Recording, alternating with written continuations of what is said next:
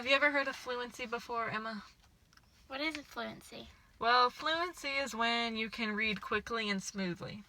You know, fluent readers have the ability to quickly recognize letters and the sounds they make, and they also recognize punctuation. And so when you can do this, you can recognize the different kinds of punctuation. Like when you have a period, you know that when you're reading, it's going to be matter of fact. Or when you see a question mark, you know they're asking a question. Or when you see an exclamation point, you know the sentence you're reading is going to be full of excitement. It's going to be really exciting. And so once you learn to recognize this, it makes reading out loud and to yourself more natural. And so I'm going to show you an example. And this one has lots of forms. I have exclamation points. I have periods, commas. And so I'm just going to give you an example. And so you can follow along with me so you can see all the different kinds. And then we're going to try reading different words too. Are you ready? Yes. This poem is called Invention. I've done it! I've done it! Guess what I've done? Invented a light that plugs into the sun. The sun is bright enough, the bulb is strong enough, but oh, there's only one thing wrong. The cord ain't long enough. And so now we're going to try and read one together. So first we're going to read this poem, and it's using a technique called reader's theater. And so this is exactly what they use in movies. So we're going to take turns reading. It's going to be like our script. And so remember to watch out for your different forms of punctuation so you can be excited and make it dramatic. Your lines are highlighted in pink. Are you ready? Yes. Sarah, Cynthia, Sylvia, Stout would not take the garbage out. She washed the dishes and scrubbed the pans, cooked the yams and spiced the hams. And though her parents would scream and shout, she simply would not take the garbage out. And so it piled up to the ceiling, coffee grounds, potato peelings, brown bananas and rotten peas, chunks of sour cottage cheese. It filled the can, it covered the floor, it cracked the windows and blocked the door.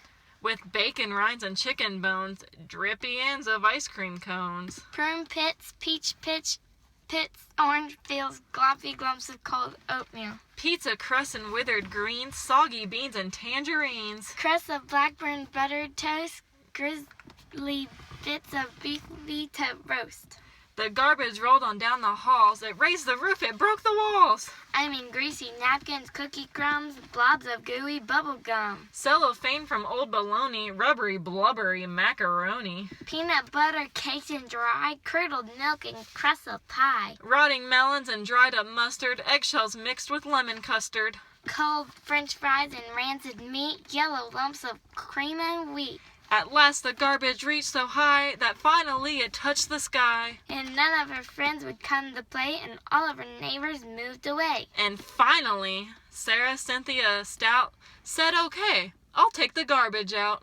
But then, of course, it was too late. The garbage reached across the state. From New York to the Golden Gate, and there in the garbage she did hate. Poor Sarah met an awful fate that I cannot right now relate, because the hour is much too late. But children, remember, Sarah's stout, and always take the garbage out. Good job! That was great. Now we're going to try a different technique. But this time we're going to read a poem together at the same time. When we do this, it's called choral reading. And you can use choral reading and you can think of a chorus. You know how people, when they sing in a chorus, what do? They all sing together. And so this is kind of like what we're going to do. So we're going to read this poem together. Okay? And you're going to use your punctuation just like you did last time. And we're going to read fluently. Are you ready? This one's called True Story. Ready? 1, 2, 3. This morning I jumped on my horse and went out for a ride. And some wild outlaws chased me and they shot me in the side. So I crawled into a wildcat's cave to find a place to hide.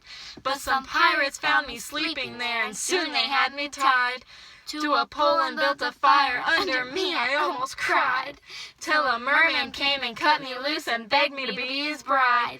So I said I'd come back Wednesday, but I must admit I lied. Then I ran into a jungle swamp, but I forgot my guide. and I stepped into some quicksand, and no matter how I tried, I couldn't get out until I met a water snake named Clyde, who pulled me to some cannibals who planned to have me fried. But an eagle came and swooped me up, and through the air we flied. But he dropped me in a boiling lake 1,000 miles wide. You'll never guess what I did then. I died. Good job! Now you can read fluently. You can practice your techniques now.